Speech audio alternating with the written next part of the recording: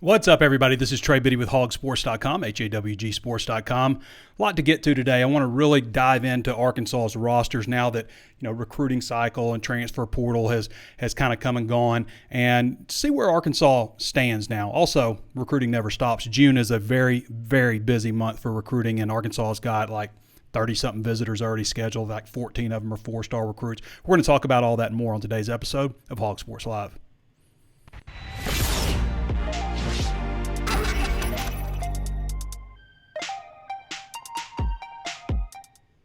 Before we get started, I want to mention this. We are 60% off right now, doing a big special at Hog Sports. 60% off. So what that means is, for a limited time, you can join the #1 independent source on Arkansas sports and recruiting for 60% off. Get unmatched insider Razorback coverage for the equivalent of only 83 cents a week, $3.58 a month, and billed at just $42.96 for the entire year.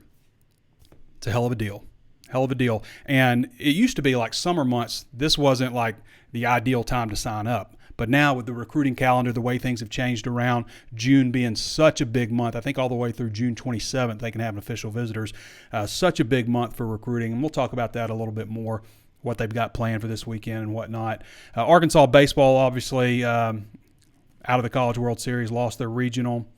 TCU just... they beat them like 32-12 total, something like that in 2 games. So, Arkansas just always seems to run into the hot team, don't they?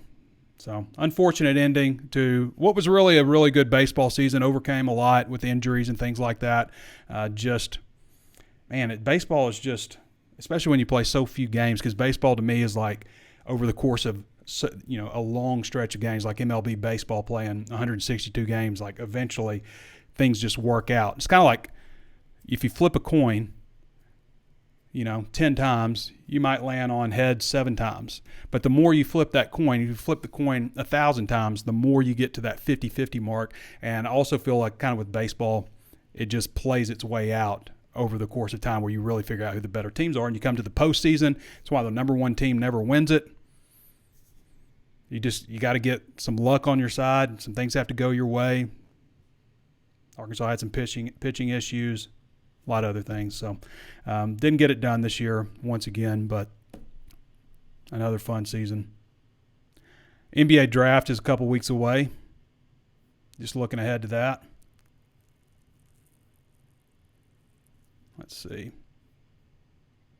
Where am I? Is that where I want to go? Yeah, NBA draft. So you got Anthony Black, ESPN draft ranking. This is an article from Andrew Ellis. ESPN draft ranking number 8. Andrew Ellis with HawgSports.com, I should say.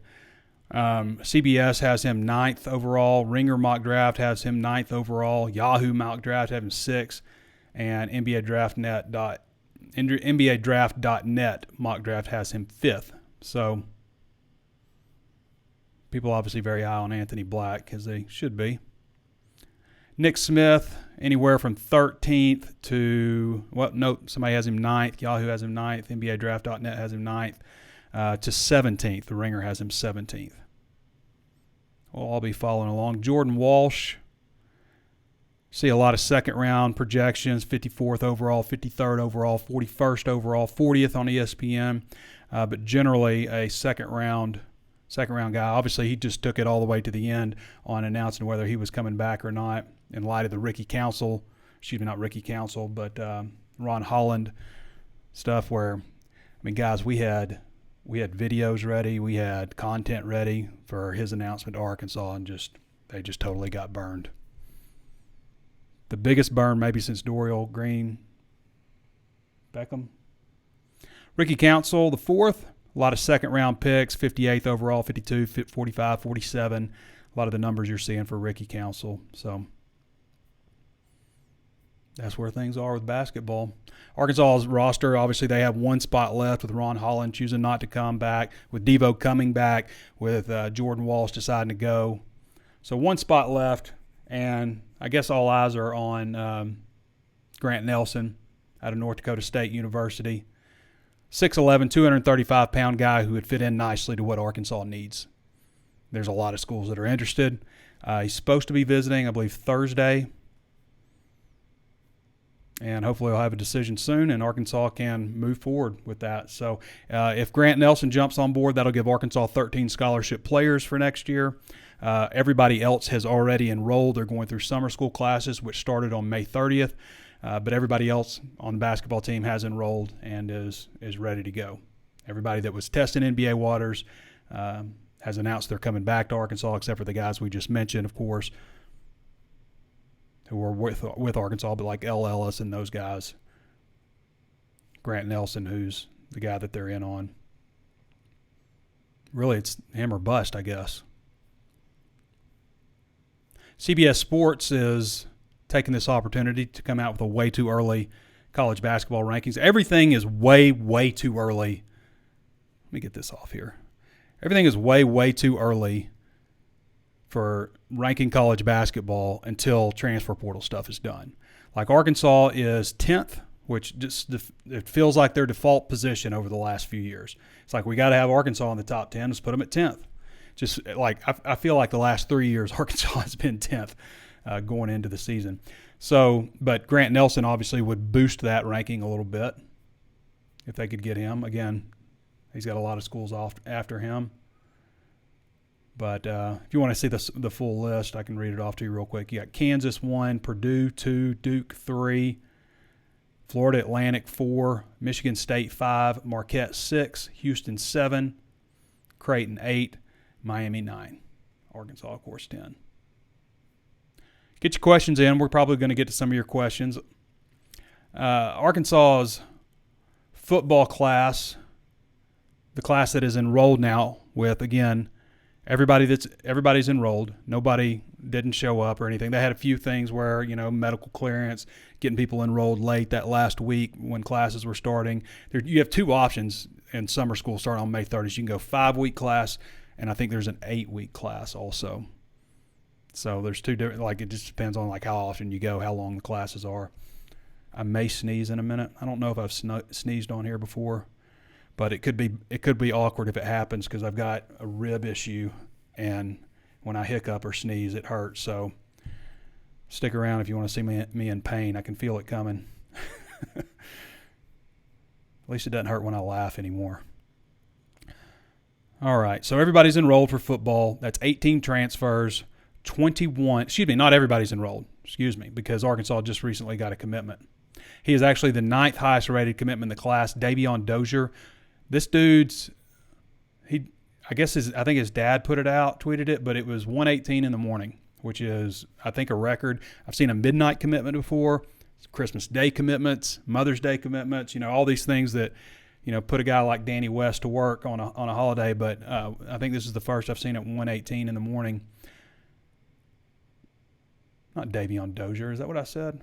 Not Davion Dozier. Davion Dozier's been committed and is enrolled. Desmond James out of Clayton, North Carolina. Sorry. Davion Dozier committed at a normal time. Desmond James did not. Desmond James committed at 1:18 in the morning. This dude is fast. So it's an interesting journey he had. He was going to enroll in junior college. Liberty came in with an offer. North Carolina State came in with offers. 6'2", 185 from Clayton, North Carolina.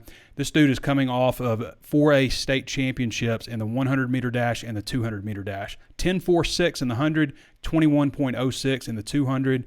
Both state champions in both events. Had 43 catches for 601 yards, 5 touchdowns in 11 games. Also had 27 carries for 321 yards and 4 more touchdowns. It's 11.3 yards per carry.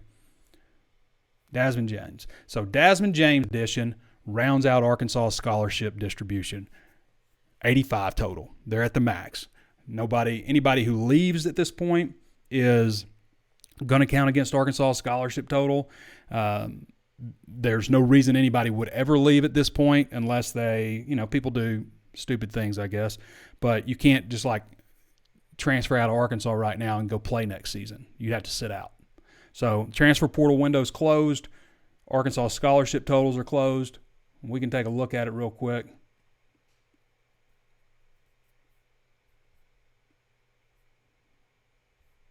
Should we take a look at it real quick? Or do you want to look at Arkansas's visit list? I've got it in order for a reason, but I want to look at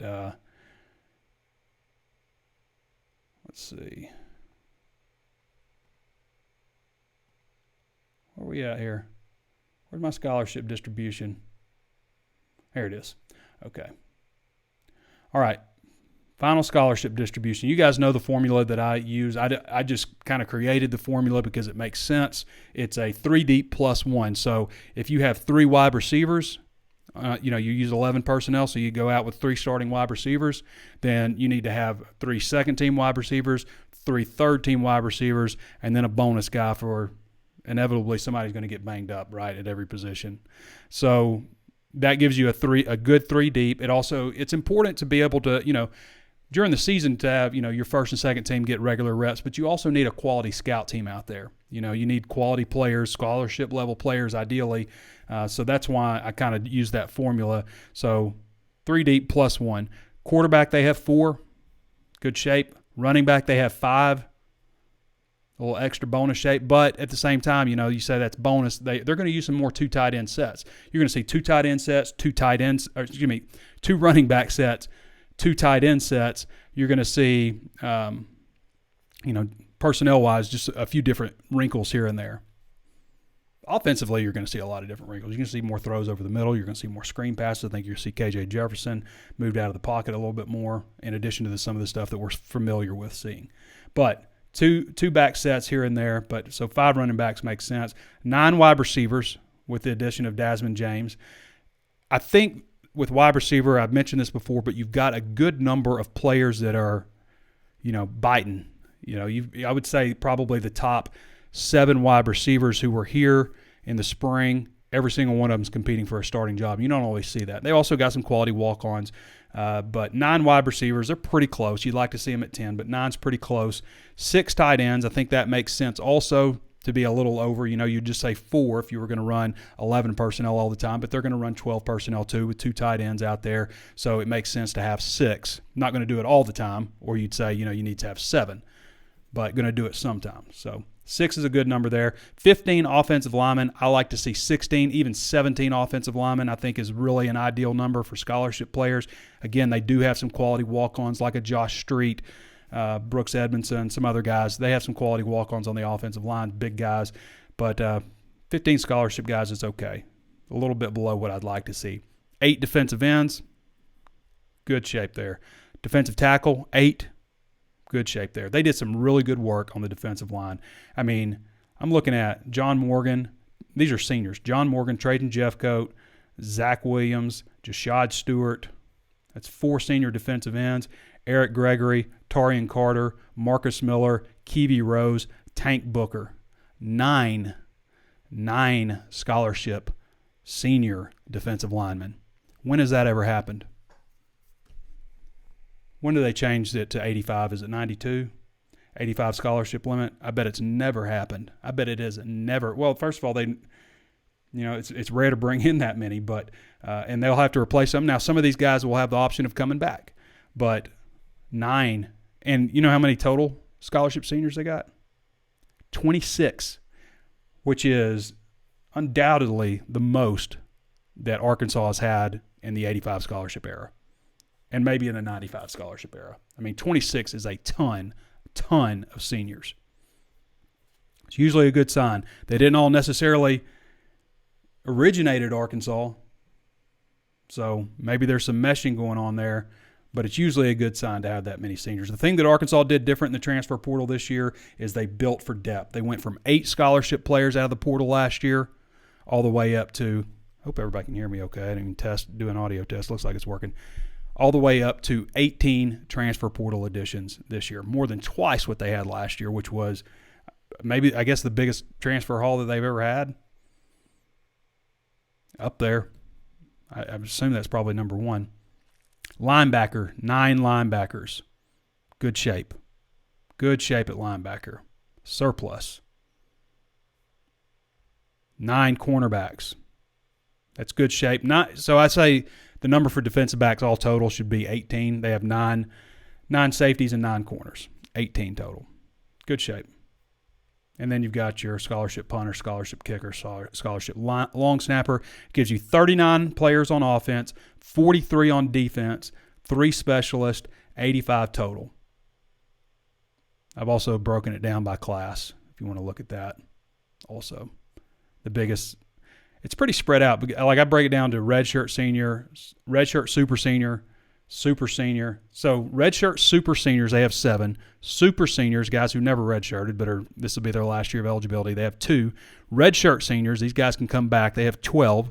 Seniors, these guys can come back. Again, because of the 2020 forgiven year from COVID, they have 5 just seniors, guys who never redshirted, and they're heading into their 4th year. So you've got a pretty good number. What is that? 19 guys who could come back? No, wait, super senior. Okay, so you've got, 17 guys who could come back as seniors again.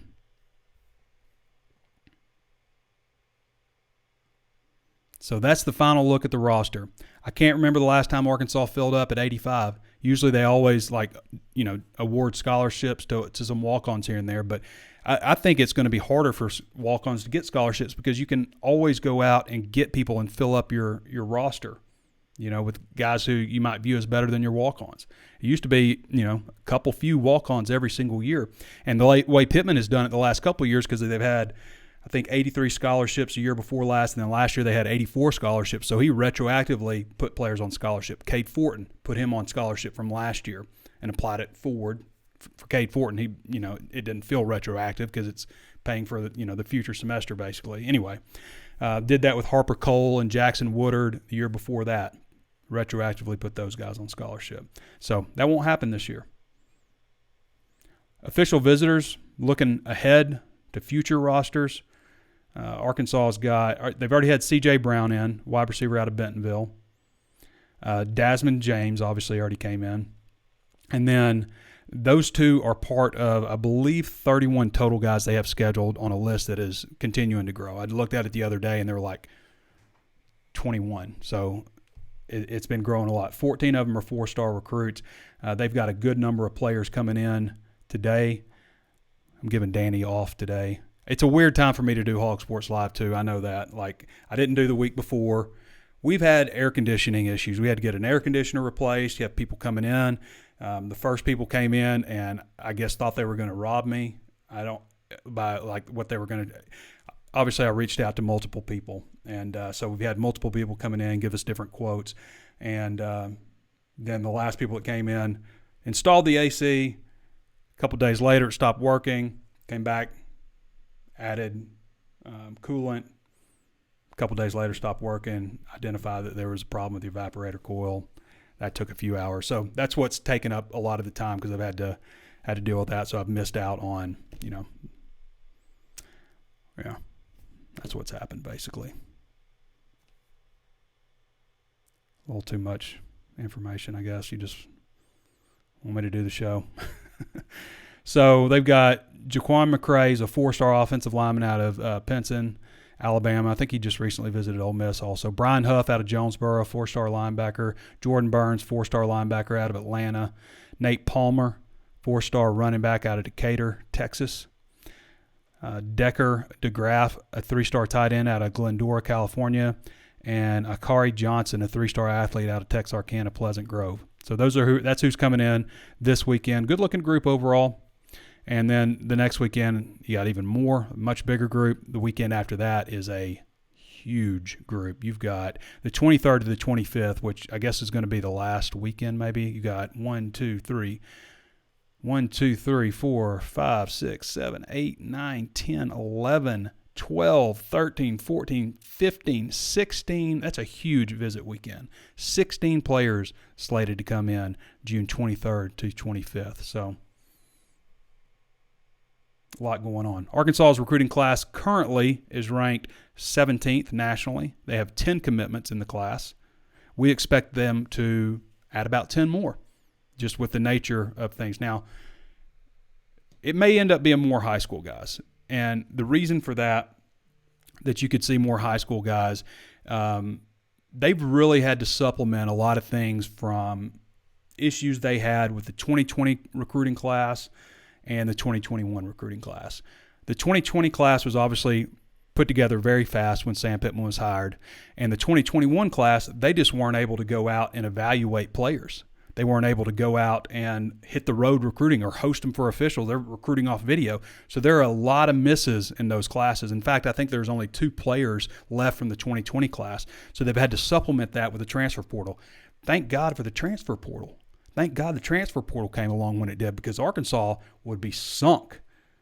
Like if COVID had happened, the way the timing of it was with Pittman coming in, having to put the class together real quick, then COVID happening, and 2021 class not being what it needed to be, Arkansas would be looking rough right now, people. I mean rough.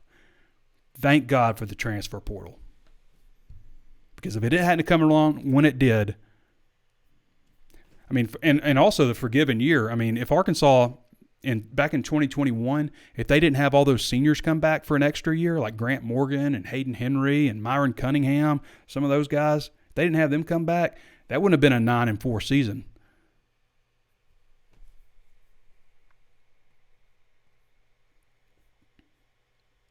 Danny West just updated the Big Red recruiting board for those of you wanting to get a big picture look at Arkansas recruiting. It's a great way to do it. By the way, I wanted to mention,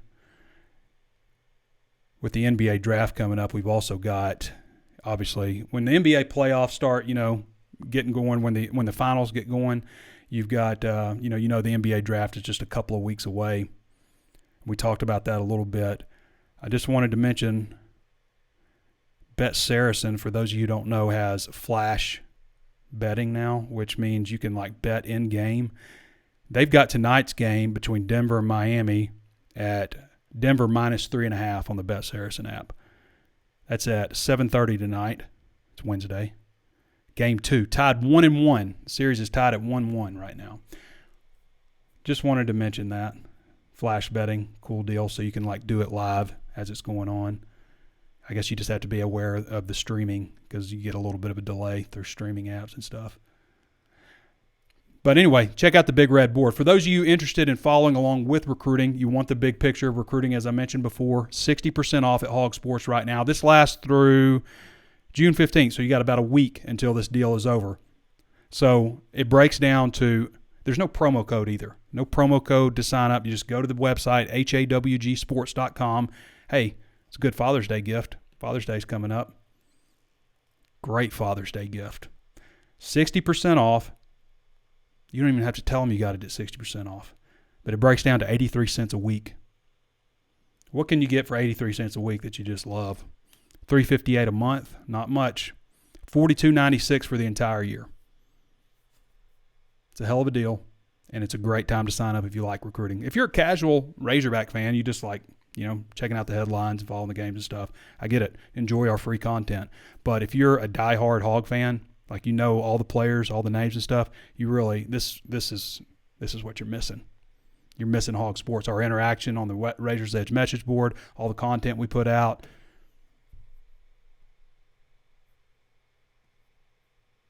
Give us a shot. You'd be glad you did. If you like the other stuff we do, you like this show. If you like this show, you'll love the site. This show is just like a sidecar to. It's a sidecar to your martini.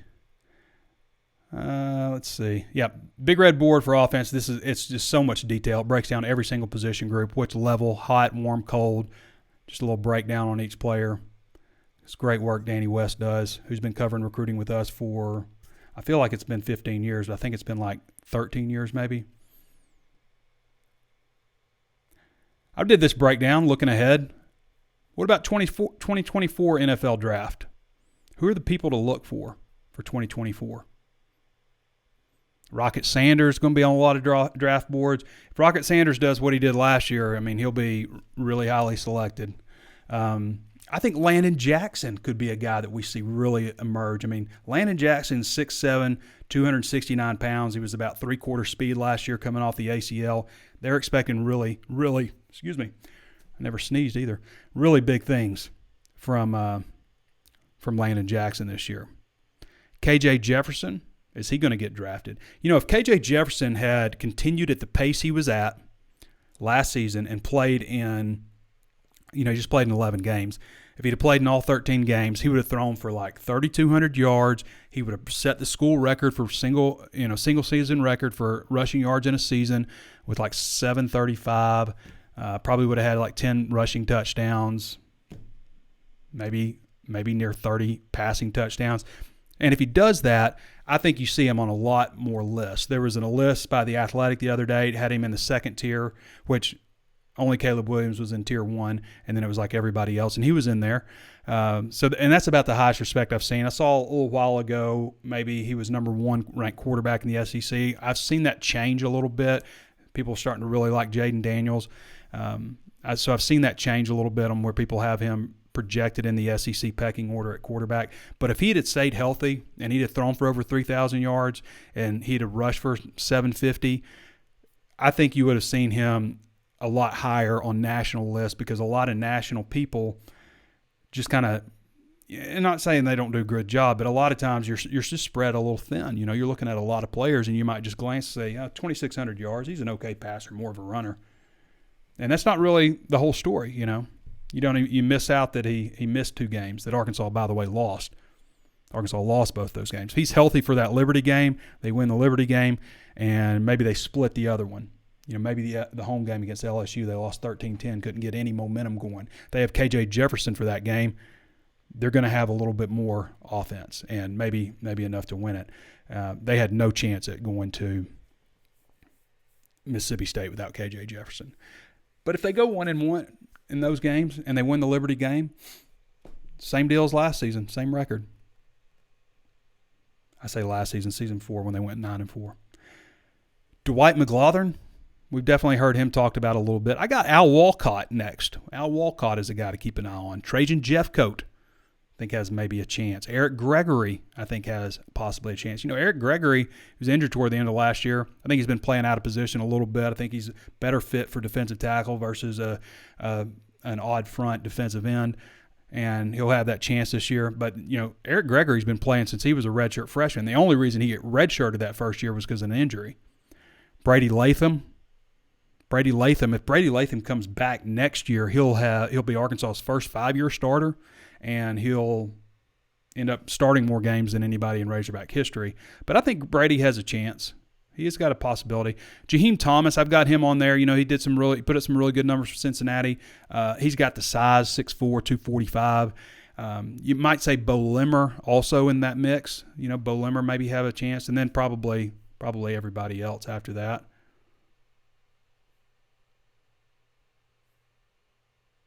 Probably everybody else after that. I mean, you got to look at like possibilities. Like, these are guys that we don't, maybe know quite enough about yet. But Andrew Armstrong, Isaac TeSlaa, Tyrone Broden, do they have a chance? Does Anthony Booker and Kevy Rose, maybe one of those new defensive tackles? Antonio Greer at linebacker. I had Jaheim Thomas above him just simply because Jaheim Thomas 6'4", 245. Greer's more 6'1", 228. But there are a lot of seniors. Arkansas has not had more than 5 players drafted.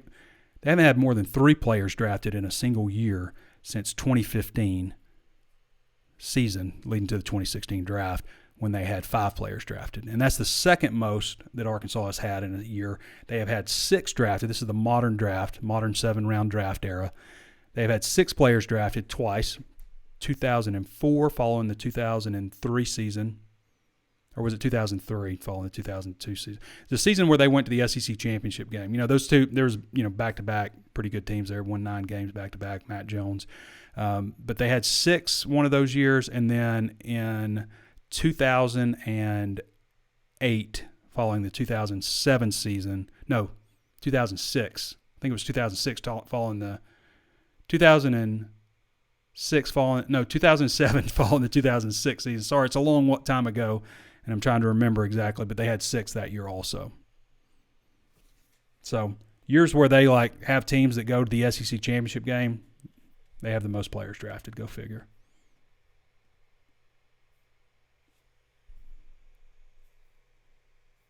I've done the Arkansas football projected depth chart. I've done that story. I don't want to go through the whole list of how I've got it breaking down, so I'll just maybe list things that you might be surprised by. I've got the starting wide receivers: Andrew Armstrong, Isaac TeSlaa, Isaiah Satania. The only one I feel comfortable saying TeSlaa is going to start just based on how the spring went. I feel pretty strong on Isaiah Satania. On the other spot, I think it could be just about anybody. It could be Andrew Armstrong, Jaden Wilson, Samuel Bakke, a guy that a lot of people don't talk about probably enough. I think one of those guys ends up starting at the other spot. I've got Andrew Armstrong there now, but I wouldn't count anybody out. I like Varquise Gums to start. I like Luke Has and Varquise Gums in that 2 tight end set. Man, I really like it. I like it a lot. I like Isaac TeSlaa and Tyrone Broden or Andrew Armstrong. Like maybe 6'7", 6'4" at wide receiver with those guys.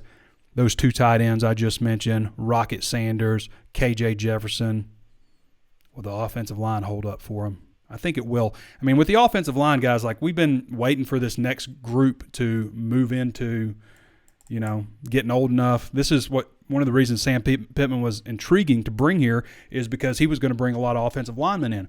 But every year he's been here, they've had guys coming back, with, of course, Brady Latham, Bo Limmer, who's still here, Ricky Stromberg, Dalton Wagner, who's been here, he was here for a long time. Myron Cunningham was already here. So you had a lot of guys that were, already here. Luke Jones is another one who, transferred in later. So you had a lot of guys that were already here, and now we're seeing Devon Manuel, Takias Crawford, making some push. They brought in Joshua Braun, Patrick Kudus, some of those guys you're starting to see, these younger groups starting to come up, the guys that Pittman, Cody Kennedy recruited. So in that theory, like you would expect the offensive line to be better because of the guy that took over as head coach and Sam Pittman having such a strong offensive line background. I pretty much just named it off, Patrick Kudus and Devon Manuel. Devon Manuel's an interesting case because he wasn't like super highly recruited, rumored to have shown up at Arkansas at 6'9", 390 pounds. He's down to 310. And like the 390 like he was carrying, it wasn't like he was, lower half or something. He was just like huge. Like his upper body was real. I remember thinking, man, that guy's built interestingly. He's carrying his weight all in the upper half here. He looks really good now, like really. He's 6'9", 310. I think he gets up to about 320, 325 or so, after you cut it down, build it back up, whatnot. But Devon Manuel looks really good. If he looked anywhere close to how he looks now as a recruit out of high school, he would have been nationally recruited. He was not that highly recruited. But he's really transformed his body. So is Marion Harris, he's a sophomore, true sophomore now. But Marion Harris has dropped a ton of weight. I've mentioned this before, but like when you go back and look at Arkansas, the biggest guy on the team, the biggest guy on the team right now is Paris Patterson. Paris Patterson is the biggest guy on the team, 6'6", 361. You know who it was last year? And Marion Harris, 6'7", 370. When he was a freshman. You know who it was before that? I think it was a freshman, but it was Jalen St. John. I think that was his freshman year. But he was 359. So, like, every year that Sam Pittman has been at Arkansas, the biggest man on the team has been a freshman offensive lineman. The second year they weren't, obviously. They were replaced by another freshman. But I've always said, I always say this, but, like, I like the idea of bringing in a dude who is way bigger than you want him to be, and you take that weight off of them, and they're still just as strong, but you take that weight off of them because I feel like it's going to make them feel a lot lighter on their feet versus you bring in a guy who's 275, and this works too. Frank Ragnow was not very big when he came in. Ricky Stromberg was not very big when he came in. So it's not just like cut and dry, this is how to do it. But I do think in most cases bringing a guy in who's lighter like that and putting a bunch of weight on him, it's not going to make them feel necessarily light on their feet, as if you stripped off, in Devon Manuel's case, 80 pounds. Switching over to defense real quick, I got Trajan Jeffcoat, Landon Jackson as my ends, Cam Ball, Eric Gregory as my defensive tackles. That's not to say Anthony Booker and Keevy Rose or Torian Carter can't move in there. And you also got Marcus Miller. I love the looks of this defensive line, y'all. I really like it.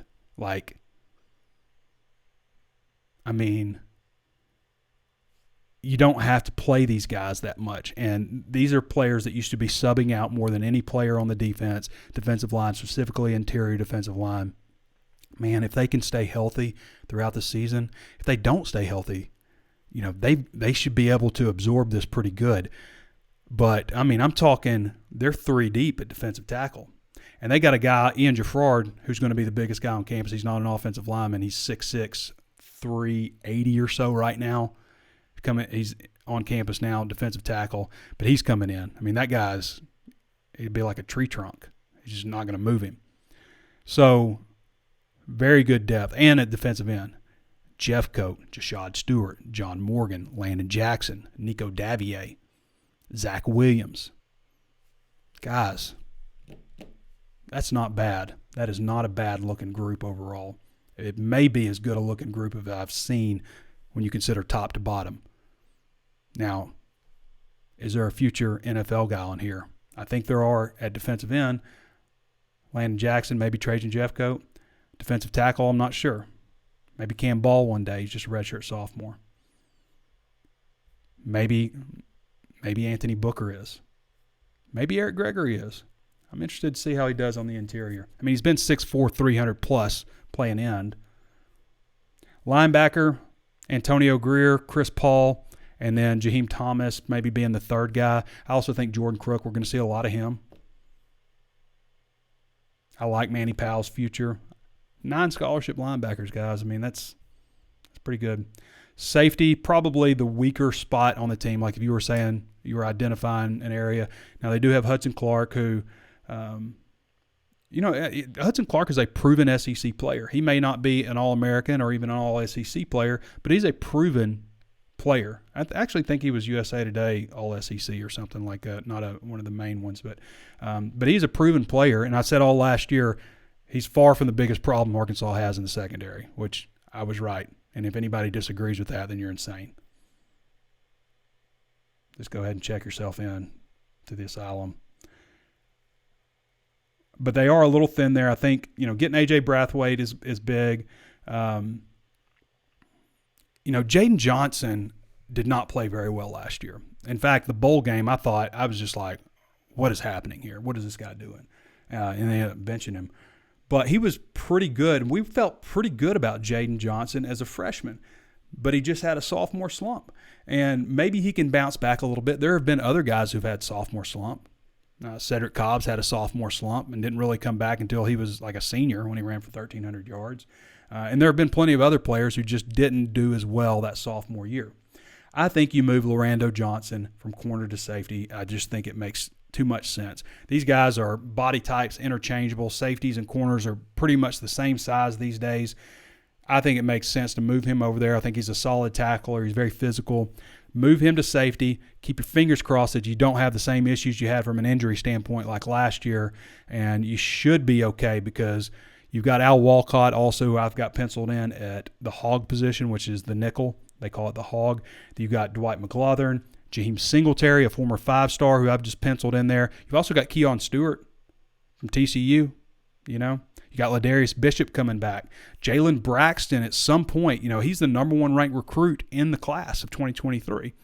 So you'd think at some point Jalen Braxton starts making a push. If Quincy McAdoo obviously doesn't look very good that he's going to play this year after the car wreck, and that's a blow. Certainly wishing, first of all, that he gets his health back. But, Quincy McAdoo came in as a freshman. I believe he enrolled early, but he came as a freshman. He was playing wide receiver half the season. It was like 6 games in before they moved him, and then the last 4 he starts at cornerback. So this gives you some hope about Jalen Braxton. I'm not going to go over too much on field goal, but I think Tyler Larco could possibly push for the punting job. He is not I went and timed a lot of Tyler Larco's punts. He's consistent. He doesn't have the same leg quality that Fletcher does in terms of, like, I clock a lot of Fletcher's punts like at 4.7 seconds and stuff. Larco's, I didn't time as many over 4 seconds. Still a good punter. I think he could be a kickoff man. He kicks them off deep. I could see them doing that with Cam Little, resting him for just field goals, extra points. Eli Stein at long snapper.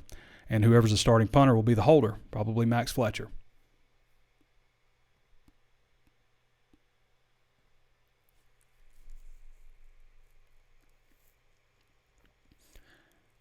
Athlon Sports does this deal every year where they interview anonymous coaches and ask them about, different coaches in the SEC, what they think about them and their program. So an anonymous coach was asked about Arkansas, of course, and this is what he said. This is the season where you can really judge the Sam Pittman era honestly.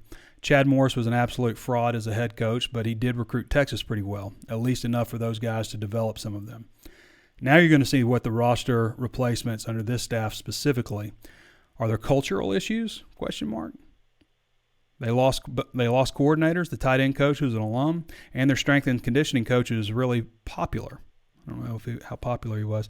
So my thoughts on this, kind of what Brad Crawford, who put the article together, what his thoughts are is, was this coach asked this, in the spring or prior to Arkansas, was it like January, like when all these guys were leaving and we were all going, oh my gosh, there's 28 players that have entered the transfer portal from Arkansas. Was it that time, or was it since they filled up?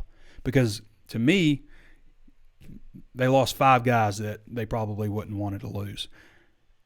And I think they've improved the roster dramatically, in fact, with the 18 guys that they brought in from the portal. So when was this asked exactly? That would be the biggest question to me. Of course, if you want to read every team on there, you can. Crawford did another good article projecting the schedules for 2024. So we know they're going to an 8-game schedule for 1 year. I think that makes sense. You keep the certain rivalries together that, are long-term rivalries.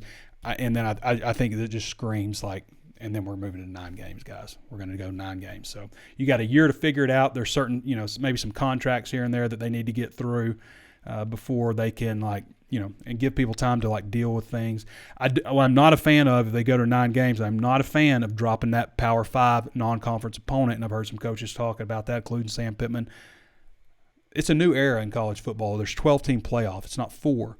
So, yeah, if you play 9 games, you're going to have 8 more losses within the SEC, but it's going to be easier to get in. And I wonder if you lose a little bit of your credibility by your non-conference matchups if you don't play another Power 5 program. The Big 12 plays other Power 5 programs, plays 9 games. The Big 10 plays other Power 5 programs, plays 9 games. Why can't Arkansas? Here's the projected schedule from Brad Crawford. At Mississippi State, LSU, Texas A&M, and Arlington. That would be the last year, 2024. Texas A&M would be the host team.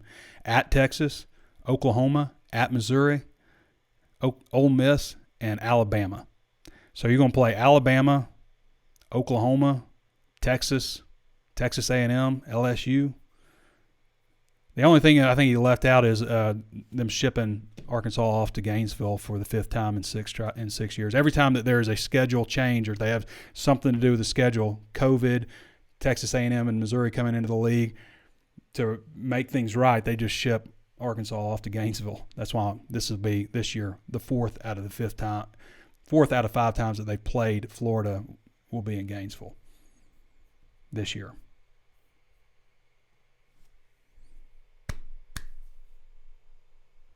All right, one more time before I get to your questions. Flash sale.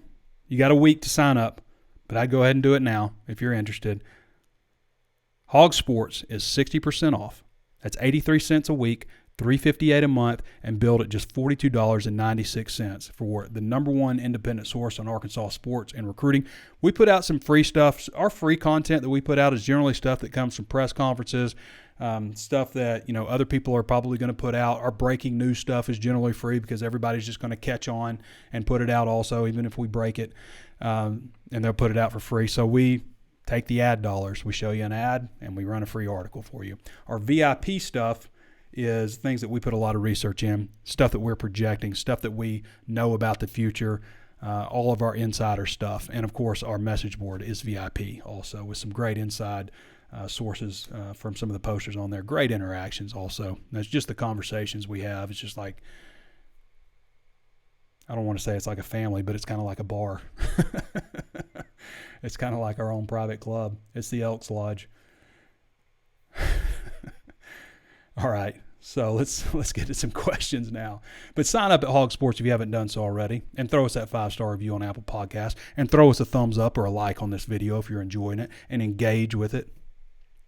Let us know your thoughts in the comments below.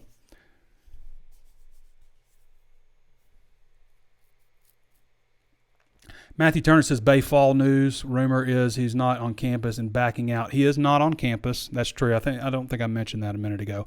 But Bay Fall is not on campus. He wasn't supposed to be on campus yet. So Matthew McKenzie wants to know, where did I hear that? Oh, he must be talking about the Bay Fall question. But that's all I've heard about it, is that like he's not supposed to be. He wasn't planning to be on campus just yet. So, Dustin Hoofman says, how much improvement do you see out of our new coaches this year? Well, the defensive back coaches, I see a lot. And I like Travis Williams a lot, too. I don't mean that. But, like, what I see out of Marcus Woodson and Darren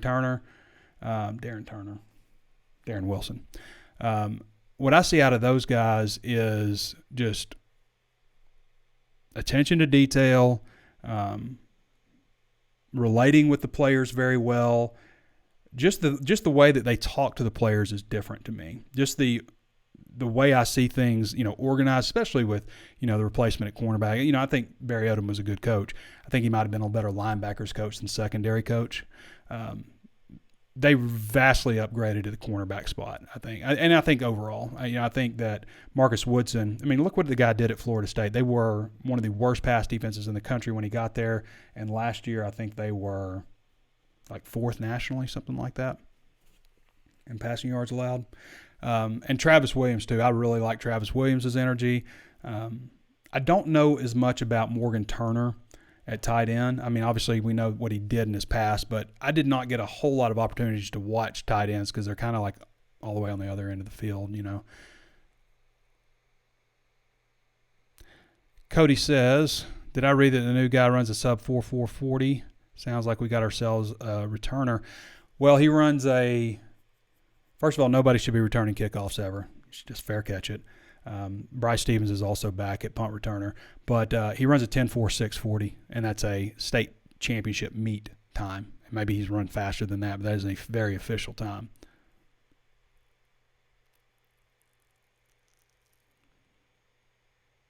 Secondary is going to be better than they were last year, simply because there's not 132 teams in Division I FBS. There's still 131, so they can't get to 132.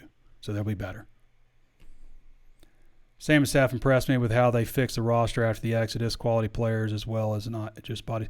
Sam Pittman warned everybody. I warned everybody, and I still was like, damn, they got a lot of guys to replace.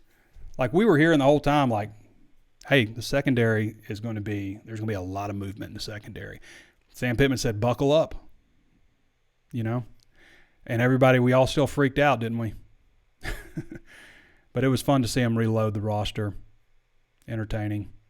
I think Sam Pittman is right that they need a shorter window and shorter recruiting period for the window.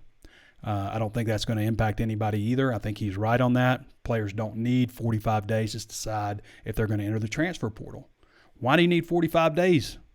You need 45 days to enter the transfer portal? No, come on. You need a week or two. Maybe you want to think about it for a couple of weeks. Let's give them a couple of weeks to enter the portal and then give a certain amount of time to recruit out of the portal. And by the way, I've said this before, I want to see them just like stop the portal in December and say, hey, if you want to transfer, you got to wait till the spring.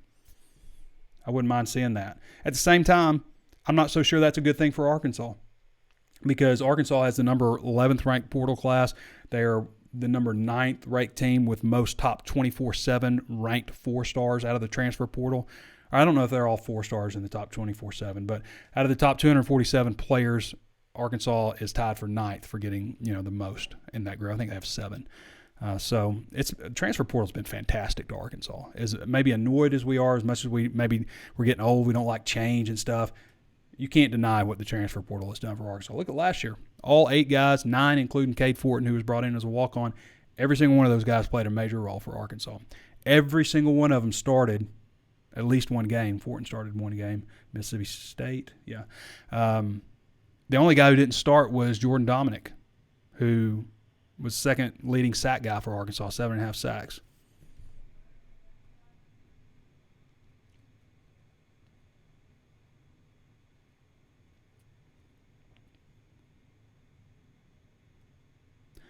All right.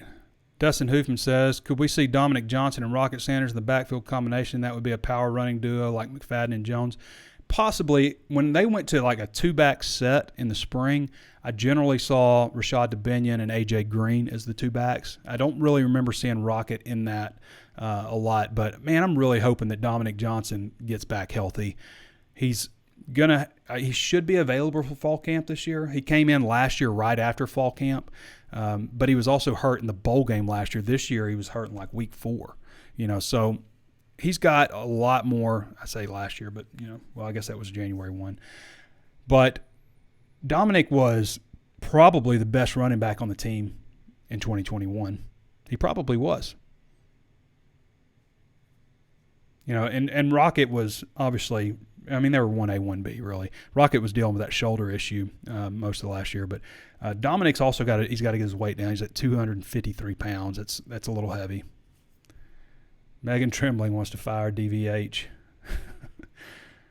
Yeah, that would be a mistake. Dorothy Wells says, wonderful picture indeed, the Arkansas Razorbacks football team.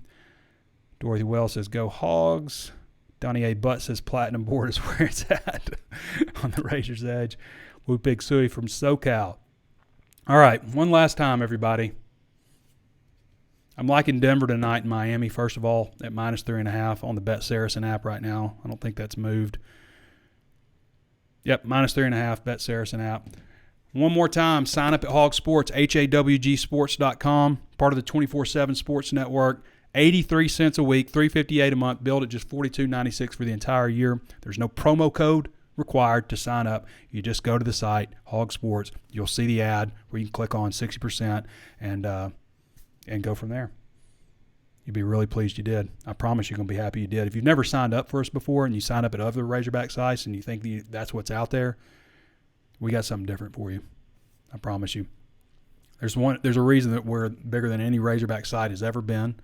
One of the largest sites in the entire country. I'm not allowed to tell you exactly how big we are, but let me just say we're easily inside the top 10 nationally for Arkansas, which I take a lot of pride in. Being an Arkansas-based company, a lot of people look at that. I know they come out with our list of the rankings of the sites and stuff on our network, and I love seeing Arkansas up there at the top because I know people are like, what's Arkansas doing there? Why is Arkansas so high? What are they doing over there? Let's go check out the Arkansas site. I love that. It's kind of a game for me in a way. So go check us out, HawgSports. Find out we're one of the largest sites in the country, not just for Razorback sports in this area, which we are, but in the country when you consider everybody out there. Certainly very proud of that. All right, everybody, thanks for joining me. Appreciate you all hopping on. Thanks for signing up, what you're about to do in just a minute, right? You're going to sign up, or maybe you're already signed up. Maybe you're just going to go throw us that 5-star review on Apple Podcasts. We certainly appreciate that as well. All right, everybody, thanks for joining me. This has been Trey Biddy with HawgSports.com, and we'll catch you next time.